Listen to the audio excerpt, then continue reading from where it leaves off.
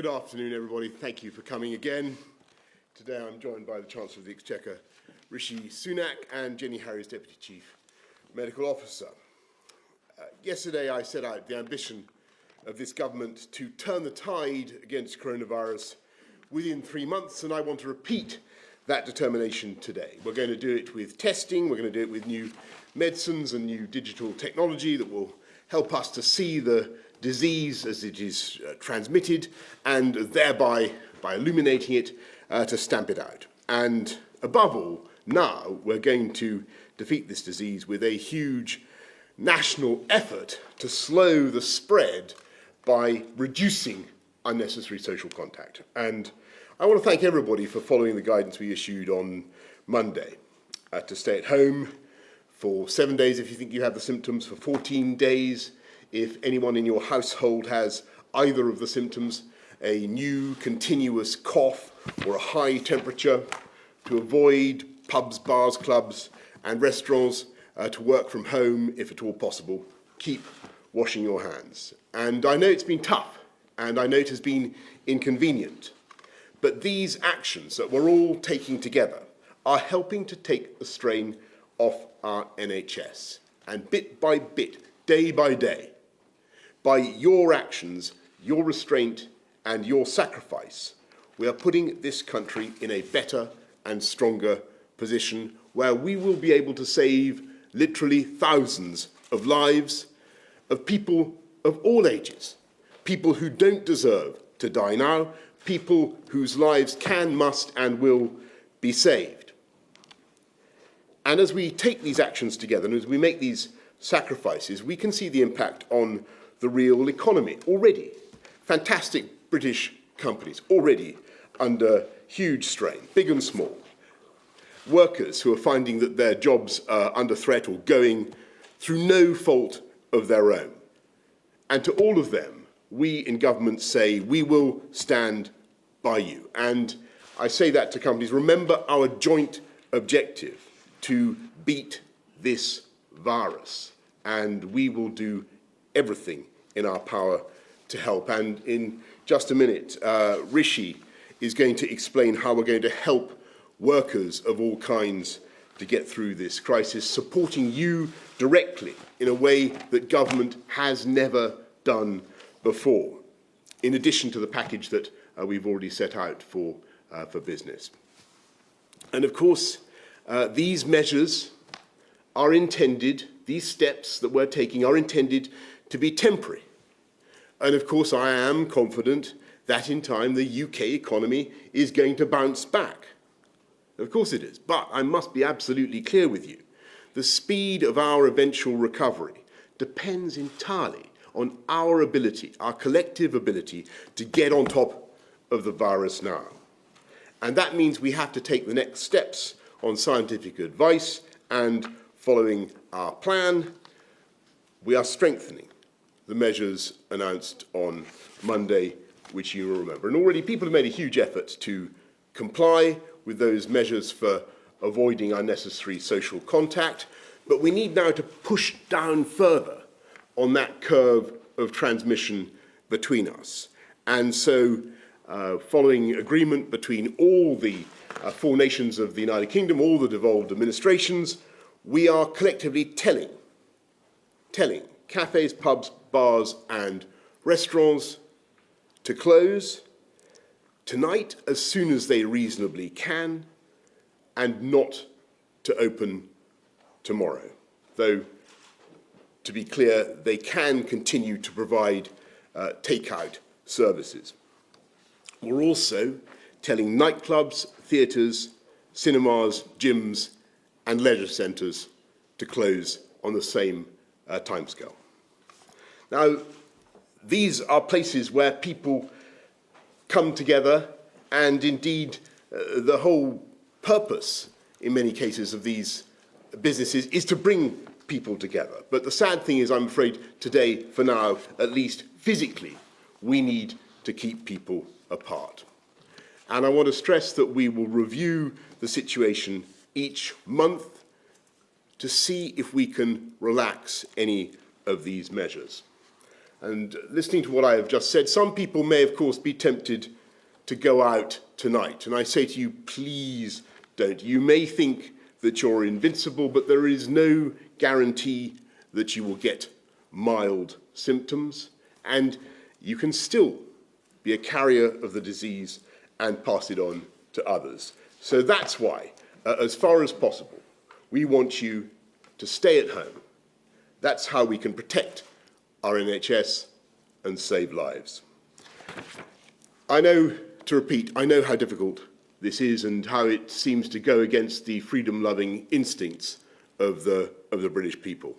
And I also know how much right now workers and business deserve the financial reassurance that we are giving them. But we will get through this. We will get through it together, and we will beat this virus. And to ram that point home, the more effectively we follow the advice that we are given, the faster this country will stage both a medical and an economic recovery in full. Thank you all very much. I'm going to pass now to Rishi, who's going to explain explain the financial support for workers. Thank you, Prime Minister. Good afternoon. The economic intervention that I'm announcing today is unprecedented in the history of the British state. Combined with our previous announcements on public services and business support, our planned economic response will be one of the most comprehensive in the world. Let me speak directly to people's concerns. I know that people are worried about losing their jobs, about not being able to pay the rent or mortgage, about not having enough set by for food and bills. I know that some people in the last few days have already lost their jobs. To all those at home right now, anxious about the days ahead, I say this: you will not face this alone. But getting through this will require a collective national effort with a role for everyone to play: people, businesses, government. It's on all of us. To meet our commitment to that effort, I am today announcing a combination of measures unprecedented for a government of this nation. Our plan for people's jobs and incomes will protect people's jobs, offer more generous support to those who are without employment, strengthen the safety net for those who work for themselves, and help people stay in their homes. The first part of our plan is to protect people's jobs. This week, the government has taken unprecedented steps to fight the coronavirus. We have closed schools. We have told people to stay at home to prevent the spread of infection. We are now closing shops, restaurants, bars. Those steps are necessary to save lives. But we don't do this lightly. We know these measures will have a significant economic impact. I have a responsibility to make sure that we protect as far as possible people's jobs and incomes. Today, I can announce that for the first time in our history, the government is going to step in and help to pay people's wages. We're setting up a new coronavirus job retention scheme. Any employer in the country, small or large, charitable or non-profit, will be eligible for the scheme. Employers will be able to contact HMRC for a grant to cover most of the wages of people who are not working but are furloughed and kept on payroll rather than being laid off. Government grants will cover 80% of the salary of retained workers up to a total of £2,500 a month. That's just above the median income. And of course, employers can top up salaries further if they choose to. That means workers in any part of the UK can retain their job even if their employer cannot afford to pay them, and be paid at least 80% of their salary. The coronavirus job retention scheme will cover the cost of wages backdated to March the 1st and will be open initially for at least 3 months, and I will extend the scheme for longer if necessary. I am placing no limit on the amount of funding available for the scheme. we will pay grants to support as many jobs as necessary. And can I put on record my thanks to the Trades Union Congress, the CBI and other business groups for our constructive conversations. We said we would stand together with the British people, and we meant it.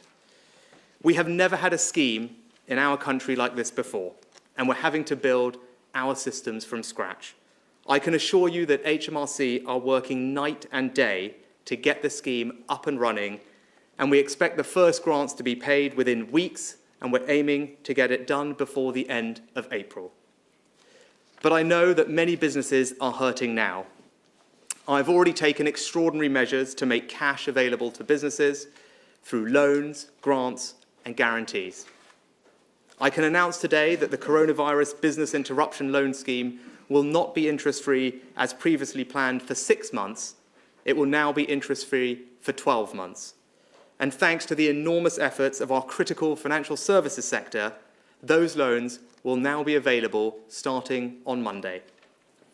And I will announce further measures next week on top of those the Governor and I have already taken to ensure that larger and medium-sized businesses can also access the credit they need. I'm also announcing today further cash flow support through the cash tax system. To help businesses pay people and keep them in work, I am deferring the next quarter of VAT payments.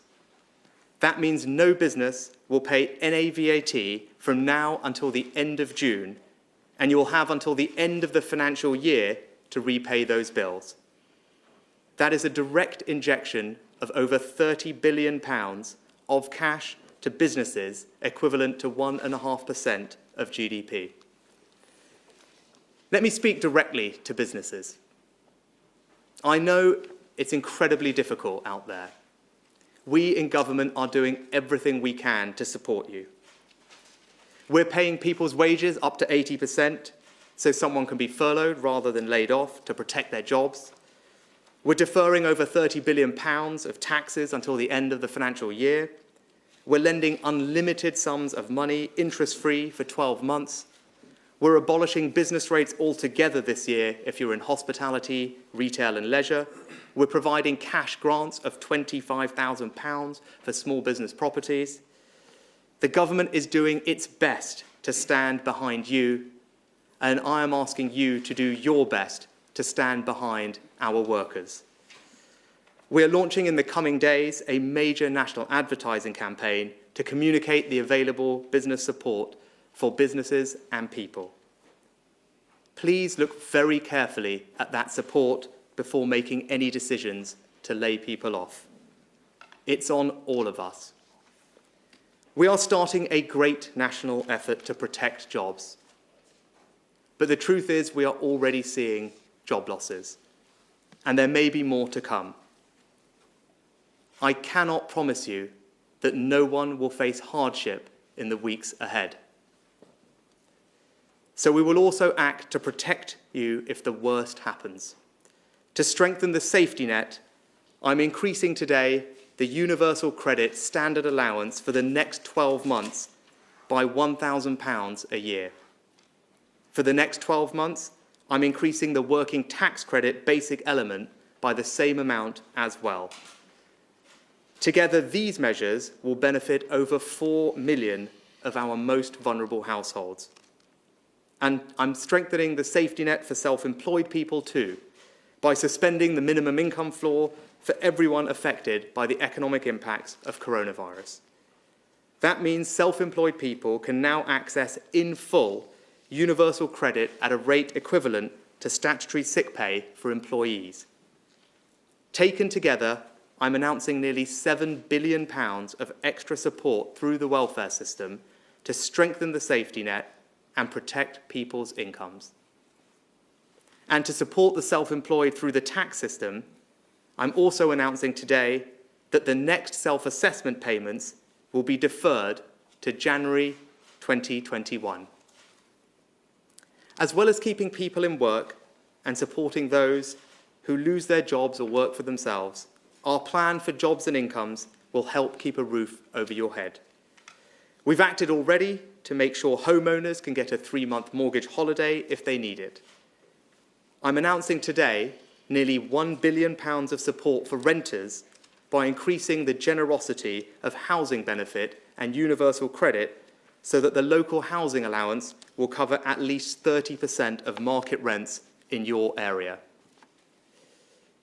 The actions I have taken today represent an unprecedented economic intervention to support the jobs and incomes of the British people. A new comprehensive job retention scheme and a significantly strengthened safety net. Unprecedented measures for unprecedented times. Let me close with one final observation. Now more than at any time in our history, we will be judged by our capacity for compassion. Our ability to come through this won't just be down to what government or businesses do, but by the individual acts of kindness that we show each other.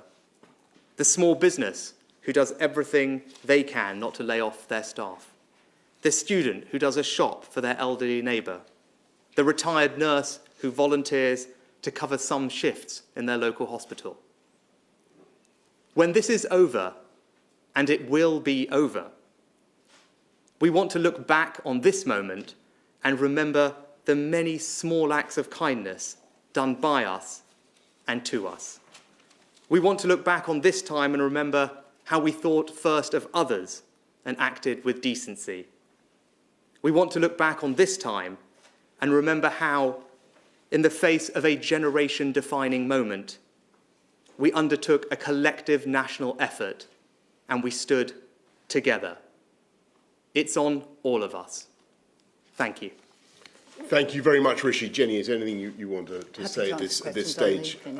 Okay, well, perhaps you can help us field any questions from the scientific and medical point of view as they come. Can I go first to Alex Forsyth from the BBC? Prime Minister, thank you very much. The measures you've announced today will have a significant impact, not just on business, of course, but on people's lives. Can you tell us what has changed that's made you introduce these measures now? How long, if you can, do you see these measures lasting, and how do you plan to enforce them? And Chancellor, if I may, you talk about unprecedented measures that you're taking. How can you be sure that the tax and welfare system can cope to ensure that this support goes to those people who need it and need it quickly? Thank you. Thanks. Well, Alex, what we're doing today is really enforcing what we set out in the fourth part of our advice on Monday. I think people made a huge effort in the last 4 or 5 days to comply. We saw big reductions in people attending some pubs, a lot of pubs across the country. A lot of effort was made by people to reduce unnecessary social contact, as we said. But it was becoming clear that in order to drive that curve down, to reduce the unnecessary social gatherings by 75%, which is what the science tells us we need to do to have an impact on that curve, then we need now to be making it absolutely clear that we're going to enforce these closures, and so that's the pubs, bars, clubs, and so on that I mentioned, in addition to gyms, leisure centres, and so on. Now, how are we going to enforce it? Well, clearly there are licensing arrangements that will make it, I think, relatively simple to do. Should that really be necessary? I think in reality, and we will enforce it strictly, but in reality, I think everybody can see the imperative of doing what is necessary, of protecting our NHS and saving lives. Rishi. Alex, you're absolutely right to ask the question. I think when I was here earlier, I said it's all very well. It's easy for me to stand here and announce things, but I want to make sure that the help I'm announcing can get to the people that we want to benefit from it. And so that's why, as we've thought about what we're doing, there are various ways you can design job support schemes, and there are various ways that we can get extra money into our welfare system to strengthen the safety net. We have deliberately focused on scheme design and particular policies that we know are easy to operationalise quickly. And there are many ideas that people have about how to do all these things, and we've been looking through all of them but I would put on record my thanks to the staff at HMRC and the Department for Work and Pensions. They themselves will be under enormous operating pressure over the coming weeks and months, like all of us and every business. So as I said, we specifically designed this scheme to work in a way that minimises the operational complexity, and similarly with the welfare interventions that we've made, we have deliberately picked those that are absolutely the easiest and most straightforward and require the least manual intervention. Thanks, Rishi. Larissa Brown, Daily Mail. Thank you, Prime Minister. Could we get to a stage where NHS workers have to choose who to try and save because there aren't enough ventilators? And also, it's obviously Mother's Day this Sunday. Are you urging people to stay away from their mothers, and will you be seeing yours? Thank you. On the first question about clinical judgments, doctors in the NHS, clinicians in the NHS already make very difficult judgments. But our objective, and the objective of this whole campaign, is to ensure that we flatten the curve, as we've been saying repeatedly over the last couple of weeks. We flatten the curve, but also that we lift up the line of NHS resilience and capabilities. That means there's a massive effort going on right now to ensure that we do have enough ventilators, enough ICUs to cope. And that is why it's so vital that people follow the measures that we've outlined. And as for Mother's Day, look, I think my advice would be that people should really think very carefully about, irrespective of whether they're visiting their mothers, whether any elderly person who may be in a vulnerable group. It doesn't matter whether they're necessarily over 70. The issue is whether they are in one of the vulnerable groups. Think very carefully about the risk of transmission of the virus and follow the advice. Look at the medical advice. Our advice is that elderly people, people with serious underlying health conditions, people in the later stages of pregnancy, you have to be careful about the transmission of the virus. And I'm sure people will handle that advice accordingly. And I'm in regular contact with all members of my family, but I'll be working very hard on Sunday, I can tell you that much. I'll certainly be sending her my very best wishes and hope to get to see her. Shahab Khan, ITV. Prime Minister, there's been an escalation in the measures that you have been recommending and advising and now ordering. Are we going to get to a stage where there are further measures that you consider, including potentially limiting transport and movement of people around the country? And to the Chancellor, if I may, will this wage protection scheme cover those on zero-hour contracts?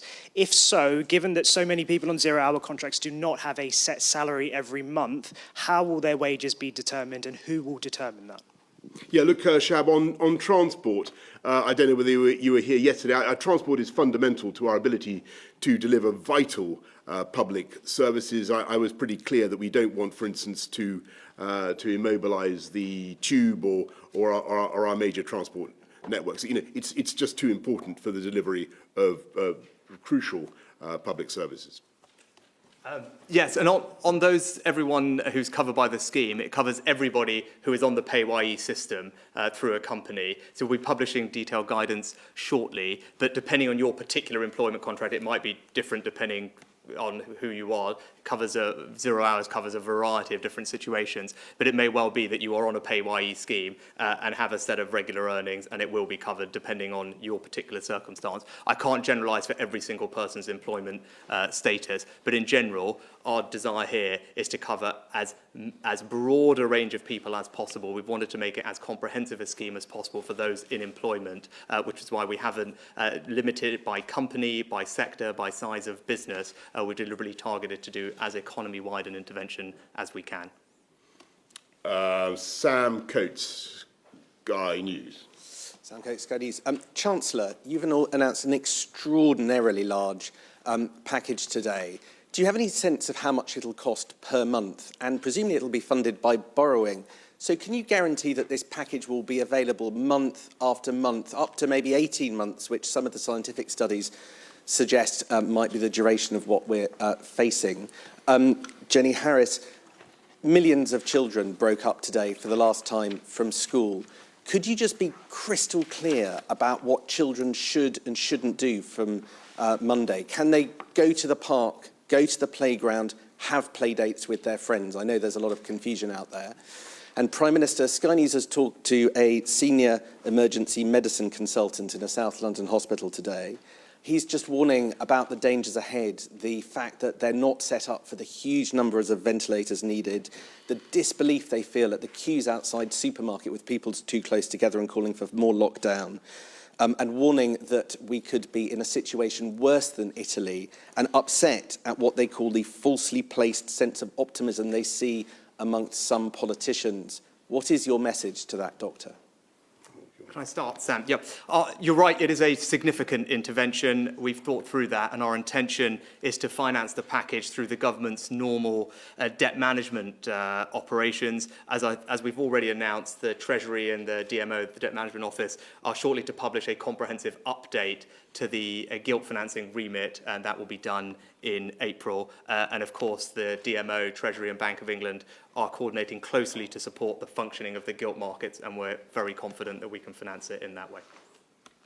So I've got a very simple answer to that. I think there should be some guidance published today from the Department for Education, which has had clinical and scientific input. The basic strand running through all of these measures is about social distancing and reducing the totality of our social interactions. That applies to children just as it does to the rest of us. But also there is a balance there between maintaining physical and mental well-being when we're going through what will be, for all of us, quite a stressful period. So for children who are at home, a family or a household group usually has the same sort of exposure risk. So put nicely, that just means it's okay for them to play together usually in their own home environment, kick a ball around in the garden if they have one. We're not saying don't go outside, but we are saying if you go outside, go in a way which reduces your social contact. So clearly for children, there is a safety issue here and a safeguarding one. We don't want to suggest every small child should go off in a solitary walk across the park. That would not be a helpful public health measure. But certainly with appropriate supervision, buddying children, for example, keeping 2 metres apart, off for a bike ride together or something, that is absolutely fine. And in many ways, we would encourage that. But there are some simple principles again around that. You know, make sure you hang on to your own bike, your own equipment or whatever. Wash your hands regularly. If you've got coughs and sneezes, obviously use a tissue. All the things that we've been encouraging people to do. So very much we want children. The weather is getting better. We want children to be exercising, but to do so not in groups. And I think one of the issues is where you have team games, for example. It's not just the team game itself which can be problematic, so I would not encourage those. But it's even, the most important bit also is the social element around it. So if everybody piles up in shared cars, that's not a good thing to do. And if everybody tried, they won't be able to now, but if everybody tried to go to a cafe or restaurant afterwards, that would also not be a good thing to do. So exercising, fine, but cut right down on the social connections. Yeah, and Sam, just on your last question, I don't think anybody in government could conceivably be accused of underestimating the scale of the crisis this country now faces. It's perfectly obvious when you look at the gradient of the disease that we have a real threat now to our country, to the ability of our NHS to manage it. And unless we get this right, you know, we are going to see thousands of lives lost, as I say, needlessly. But we have an opportunity, as I've said, to get on top of it, to make sure that we turn the tide, and to do that, we've got to follow the advice that we're giving, and that's why we're taking the measures that we are today. That's why it's absolutely vital that people do avoid unnecessary social contact, and that's why we're closing the pubs and the bars and the theatres and so on, because we need now to stop the velocity of circulation of this disease, and I've made it very clear to the country that we will take exceptional measures to do that, but we are also taking exceptional measures to help and to compensate those who are adversely economically affected by what we have to do as a country. And I think everybody understands the two halves of this. Everybody understands that people in employment, businesses, workers, everybody is making a huge sacrifice now to protect the lives of people who are vulnerable to coronavirus. And it's absolutely vital and right that the government should stand behind those businesses and those workers as well. And that's what we're doing today. And on your second point about supermarkets, look, I answered this yesterday, and I make the same point again. I think people should shop reasonably and considerately. We do have fantastic supply chains. We're having another meeting with the supermarkets tomorrow. I'm chairing another meeting with the supermarkets tomorrow, and they're very confident they can get the stuff from farm to fork. So everybody should just shop reasonably and be considerate of others. Francis Elliott, The Times. Thank you. Mr. Sunak, you mentioned shops. Can you clear out whether shops are to be forced to close? It didn't appear on the list that was mentioned by the Prime Minister. Jenny Harries, could you update us on how we are doing with protective personal equipment? That's obviously something that's deeply concerning. Mr. Johnson, could you just say, in very simple terms, what you think about people who are ignoring the advice? It seems you sort of resisted the temptation yesterday or the invitation to say that they were behaving immoral. Do you not think that if people aren't following these advice, they are actually being immoral? Rish, on yes. the shops. No, just very specifically, the list that the Prime Minister gave and Jenny outlined is a specific list. I was just talking in more general terms, but there's a very specific category of places where social contact happens, which is significant to the spread of the virus, which Jenny has spoken to and can speak to again, but that I meant very specifically the places that she had and the Prime Minister had referred to already. So it's very much those areas where people are gathering for social reasons. So in many ways, they're almost encouraging the spread of disease simply by virtue of those establishments. So restaurants, cafes, bars are where you're meeting, but we recognise how difficult this is for people's lives. So having take-out facilities or the opportunity to convert some of those means that food supplies will continue, and that applies very much to supermarkets, obviously, and other shops. So it's leisure centres. If you are exercising outside, that is fine, but inside is not appropriate, so the leisure centres will close. So it's areas you can imagine where you're going purposefully for social gathering, which are the ones that we're most keen to reduce the social interactions. Yeah. Sorry, PPE. Sorry, PPE, yes. PPE. So the country has a perfectly adequate supply of personal protective equipment, PPE at the moment, that encompasses quite a wide range of different gowns, masks, gloves, all sorts of things. There have been, I think, some differential deliveries, if you like, in some areas, which has caused a degree of concern recently. That is completely resolved now. And in fact, what we've done in the last 36 hours is set up an entirely separate PPE oversight and supply chain, which allows hospitals, but also we need to be very clear, there are other workers in the care system who are equally important, will allow that appropriate management to ensure that the supply and demand is there. And I think we do need to be really clear this is an unprecedented event, health event for this country, and so it is not unlikely in many ways that we will have found a pressure in the early days where an individual hospital, individual trust or organisation has had to suddenly ramp up its demand, but that supply is there, and running alongside that is a call out to arms, a bit like ventilators and testing as well, to make sure we are exploring every avenue and opportunity for keeping those supplies coming through.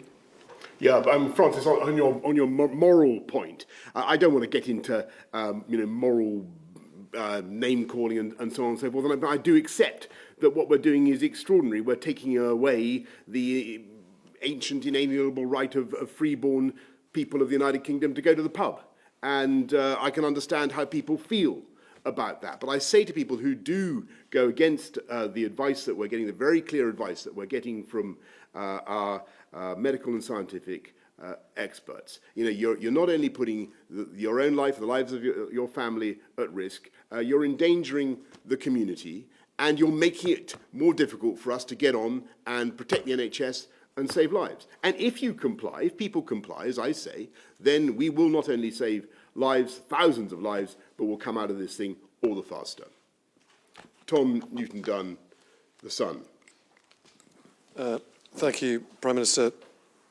By closing pubs, restaurants, clubs, etc., is there not a considerable risk that what you'll therefore do immediately is push maybe many young people into their own homes? They'll just have big parties. You're not going to ban parties, or are you? And what is your advice to young people not to gather in groups of 100 and drink the same amount behind closed doors? And the Chancellor, if you don't mind me asking, the one element of society it fears you missed out with all this is charities, the voluntary sector. Though you're covering their wages, charity income is down 40% since the start of this in only a couple of weeks. They've asked you for a bailout as well. Will you now consider that? Tom, thank you. So in terms of support for the charity sector, the significant business rates relief schemes that we operated in the last week or two will certainly benefit them, which will have direct cash flow benefit to them, and they are covered by today's intervention, which I would underscore is significant. In terms of more support for voluntary and community groups, that's something that I'm actively talking to the Secretary of State for Communities for, and especially as we try and look after the most vulnerable in our communities, it may well be that we should increase funding for local voluntary community groups to help with that, and that's something that we're actively looking at. But just to underline more broadly, the scheme that I've outlined today is unprecedented in scope and scale for a British government, and it is an enormous commitment by us to British jobs and British workers. This is going to be difficult, but we are with you through this, and we are doing absolutely everything we can to support your jobs and to support your incomes through this time. Yeah, and Tom, on your point about young people, obviously we can't forbid every form of socialising between human beings. Of course we're not doing that. But on the other hand, what we are saying is that the risk is, not just for young people, the risk is that they will become vectors of the disease for older relatives with potentially fatal consequences. And we ask people to think about that. And that's why we're taking the steps that we're taking, the decisive steps we're taking in respect of places that actually invite people to socialise. That's why we've issued the very strong advice that we have. And I really hope everybody takes it. I'm afraid we're going to have to wrap up now because we've got more things to go and weigh and do. But two important things that I hope you'll take away from today, two important bits of news. Yes, we are telling pubs, bars, restaurants, clubs to close, gyms, leisure centres. We're telling them to close. And it's a huge wrench to do that. Everybody understands that. It's a huge wrench. And it's heartbreaking to think of the businesses that will face difficulties as a result of the measures this country has had to take. But that is why we are also simultaneously announcing a quite exceptional package of support, and not just for businesses, but for individual workers. And our message to business is that we will stand behind you, and we hope that you will stand behind your workers. And to the country, this time it is different. We all remember what happened in 2008. This time, we want to make sure, as we heal the economic damage that this is causing, that we put the people first. Thanks all very much.